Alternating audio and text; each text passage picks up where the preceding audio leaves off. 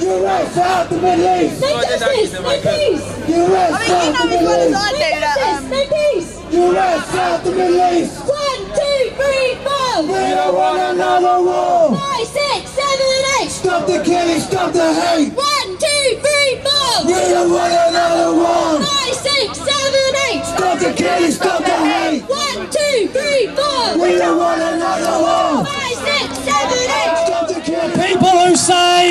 There are people who say that they can't be mad enough to start a war against Iran and Syria. Well, let me tell you this. The people in Washington, the US regime and the British regime are not noted for their rational behaviour. They said the same thing about Iraq. They can't be mad enough to attack Iraq, and they did. And the reason they did is because they were driven by corporate interests and they wanted to dominate the Middle East. And they still want to dominate the Middle East. And that is why all the signs are that they are planning, they are considering another war against Iran or against Syria.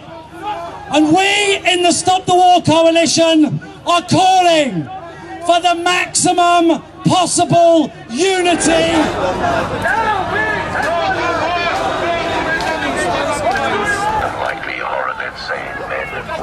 So, can you introduce yourself?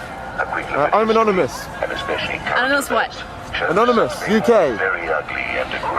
So, you're from the Occupy London movement, yeah? Yep, you're supporting Occupy London. And why have you been here in the anti-war protest against Iran and Syria? Because again, war is something that shouldn't be ever committed in the act of anyone, especially against other human beings. You know, we shouldn't be killing people. There's no need for it. Let alone starting a war just for our own ends. Everything about it's wrong and it's completely unjust. Thanks. Despite the people of the earth through. We're all here for a purpose, and it's really a wondrous time to be alive. My name's Dan Ashman. I'm part of the Occupy movement. I've been staying at St Paul's since the 18th of October. And why are you here in anti-war protest? Because I think it's one of the founding principles which has inspired people to stay at St Paul's, that and the financial crisis, and also trying to understand how the world works, who's making the decisions and why they're making those decisions which have implications on people's international human right of the right to life. For some reason it's okay to bomb a country and deprive many people of their lives for a super objective. And then on other occasions it's not okay to do it, and we're just kind of trying to figure that out, and also to spread the word of peace and of unity. No justice, no peace! US out the Middle East! No justice, no peace! US out the Middle East! The Iranians will not surrender their rights. And let's be clear about this. Let's be clear about this. Let's stop shouting down. Stop shouting down. Let's be clear about this. Let's be clear about this. The US, prodded by Israel, they have no shame. They have no shame in telling lies, distorting the truth. Distorting the truth. And only yesterday, the US defense officials told the Wall Street Journal that the United States is considering to use tactical nuclear weapons against Natanz and Fordo, against the military and against the nuclear sites in Iran. They will have no shame in using nuclear weapons for the first time after using them in Hiroshima and Nagasaki. And they have actually no qualms, no shame in using this catastrophic weapon against humanity. But the unprovoked aggression that they commit, that can be prevented. They are in disarray. The political establishment of the United States and the UK, they are in disarray. only a few days ago, in the Daily Telegraph, for all those papers, in the Daily Telegraph, Peter Jenkins, the ex-UK ambassador to IAEA, says that he supports those countries who support Iran, and Iran should be given the right for enrichment of uranium for peaceful purposes. So, now, who would have thought that Kenneth Pollock, that new conservative, who wrote the book, The Case for Invading Iraq, which persuaded the liberals in the United States to support the invasion of Iraq. Who would think that Kenneth Pollock now is against even sanctions against Iran? He's saying that this is a lose-lose situation. People in the West will even suffer. So even the establishment, and Leon Panetta himself acknowledges that there is no nuclear weapon program in Iran now. And if there is a weaponization of uranium, the IAEA will detect it immediately. I'd like to say firstly that anybody who thinks that by being against the regime in Iran, this means you have to support a war by the Western powers, you are making the biggest mistake of your lives. What the people who didn't like Saddam Hussein said exactly the same thing, and yet there were 1 million dead at the end of that war. They are building up the attack on Iran in just the way that they did in Iraq. What do we have here? Since the beginning of this year, we've had an oil embargo, we've had sanctions on banks, we've had the assassination of a nuclear scientist. Those things have been carried out by Israel, the United States and the European Union. They want to bring war yet again to the Middle East. They did this. You might have thought they would have learned from the lessons of Afghanistan. You might have thought they would have learned the lessons of Iraq. But they have learned nothing. And the people who support the wars have learned nothing either. We have to oppose a war on Iran, oppose a war on Syria, because these are not about democracy, they're not about freedom, they are about spreading the power of US imperialism, the people represented in this building here. And we are here today to say no war, no imperialism, and let's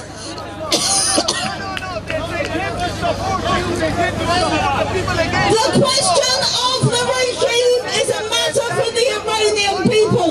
We here in the West have one duty, to oppose our own regime, and that is what we are doing. I'd just like... Sorry, I'm not moving to... No, I think the sanctions are not an alternative to war, but a preparation for war. In two senses. They're meant to weaken the regime, meant to weaken it economically, meant to weaken the relationship between the regime and the Iranian population, and it's also meant to prepare the population in the West for a military attack. We know what happened when Iraq was the subject of sanctions. Soon it came to the point where our governments came to us and said, look, the sanctions aren't working, we have now to have a military intervention. I think if we want to understand the relationship between sanctions and the possibility of changing the regime in Iran, we need to look at the experience of the wars in Afghanistan and Iraq.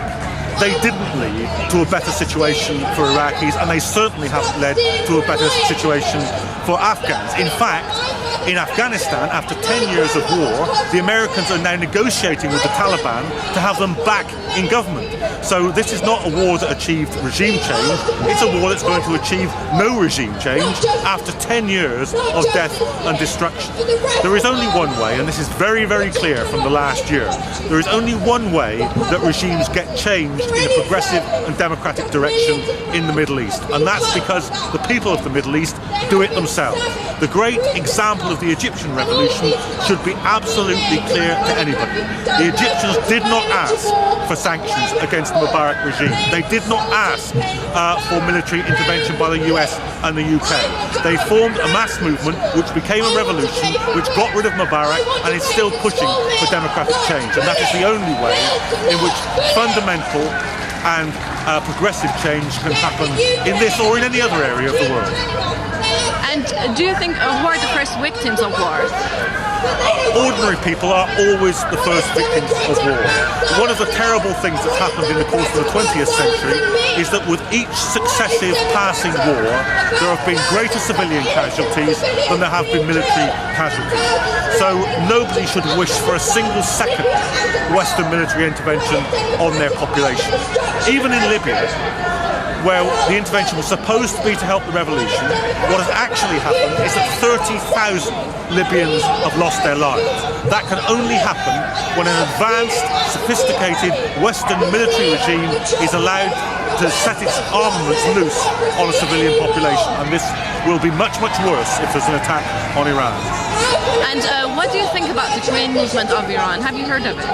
Yes, of course, I know a great deal about the opposition movement in Iran, and I'm sympathetic with those that want a more democratic state in Iran, who want rapid social change in Iran. But it must be absolutely clear at the same time that this cannot be advanced by calling on the Western powers to intervene. You will swap one boss for another boss, and that other boss will be no more interested in democratic rights than the old boss. Will be equally interested in exploiting the economic resources of Iran just the same as the old boss. Will be equally interested in taking the oil of Iran as the old boss. If you let the imperialists in through the door, they're like unwelcome dinner guests. They're very easy to invite in, but very hard to get rid of. There are many different opinions inside an anti-war coalition.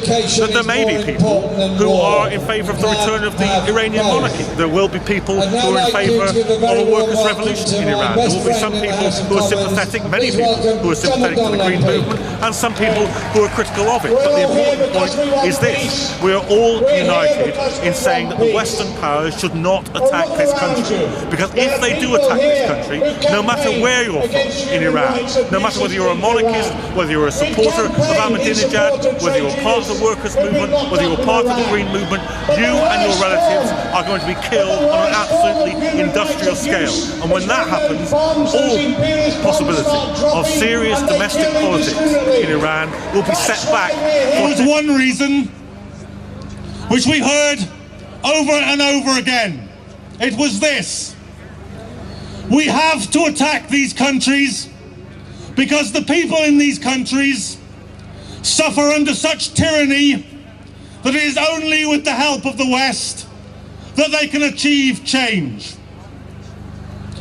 Well, the Egyptian revolution is the standing condemnation of that argument. Because here is a people who, without the bombers and the bullets, the tanks and the soldiers of the United States or Britain or any of the Western powers, pulled down a 30-year dictatorship on their own.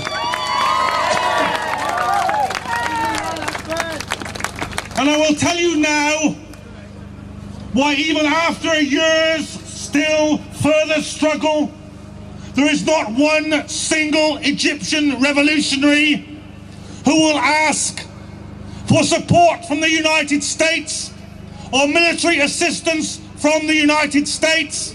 And it is this: they are still being shot down in the streets by Egyptian soldiers who are using American bullets and American weapons.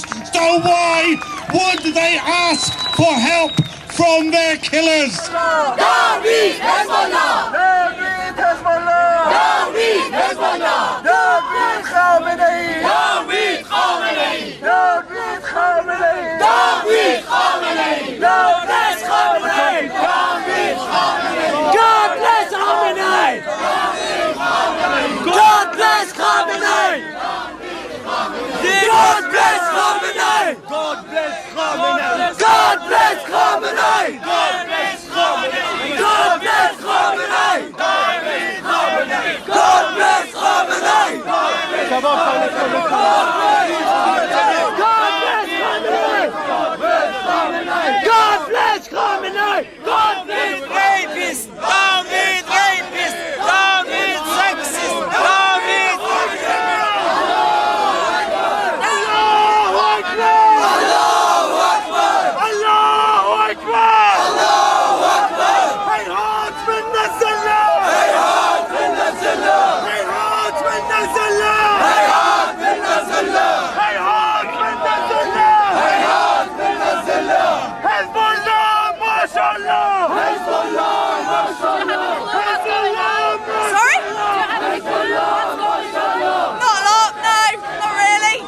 was Stop the War Coalition's announcement somehow did not mention, somehow neglected the fact that in Iran there is an existing democracy movement. In Syria, 4,000 people have already died. I believe that we need a form of dialectical fight at the same time against the war, which is the main danger at the moment. But we have to explain that our position is from the position of people who are at the same time worried about the violation of human rights in Iran, and there are people who are part of the democracy movement in Iran. I believe that hopefully next time in the next demo or in other kind of Stop the War Coalition's meeting, there are going to be speakers who belong to Iran's opposition, who are people who are either critical or oppositional to Iranian regime. Because I believe that the war and sanctions are going to damage the democracy movement in Iran more than anything else. We should not forget that America has damaged democracy in Iran twice. One in 1953, the coup against Mossadegh, and second time by supporting Iraq, which allowed the Islamic factions of the revolution 79 to destroy other factions, to destroy the left, the secular aspect of the revolution. But this time, if a war happens, or if the sanctions get deeper, it's going to be a massive blow to Iran's democracy movement. We should remember that in the last 33 years, the sanctions, which have been much weaker than the new sanctions, have already given a much higher hand to the darkest factions of Islamic regime. Who has won out of sanctions? Revolutionary Guard, mafia groups, people who can import and export in their own hands secretly without going through the major channels. And so we have to be very, very careful. The sanctions are not less dangerous than the war. And so the war has already started on Iran, and it's going to be a massive blow for whoever wants to bring democracy to Iran. If the sanctions get deeper, if the war happens, we're not going to have democracy. We're going to have Chalabis and Karzais. We're going to have even more corrupt regimes. And I promise you, the same Revolutionary Guards who are running Iran today, they're going to shave the beard, they're going to wear ties, and they're going to be the new nomenclature, and they're going to be the new Putins of Iran. The time to oppose the war and sanctions is now. You do not wait for bombs to start hitting the country before going on the streets and oppose it.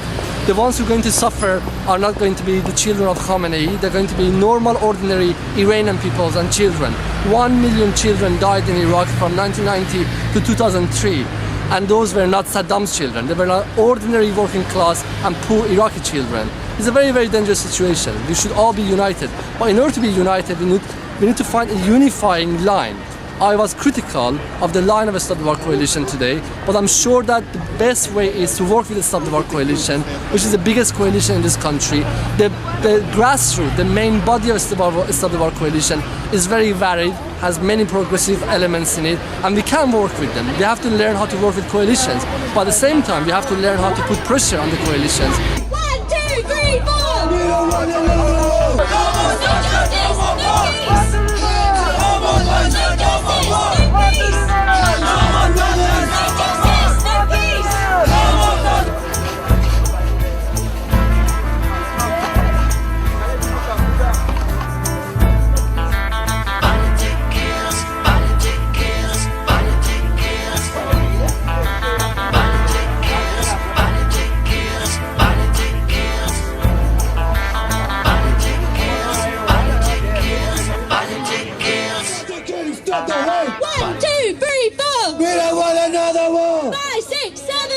Stop the killing, stop the hate! 1, 2, 3, 4! We don't want another war! 5, 6, 7, 8! Stop the killing, stop the hate! 1, 2, 3, 4! We don't want another war! 5, 6, 7, 8! Politics needs votes.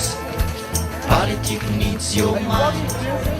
Politics needs human beings. Politics needs lives. That's why, my friend, it's an evidence. Politics is violence. Why, my friend, it's an evidence. Politics is violence.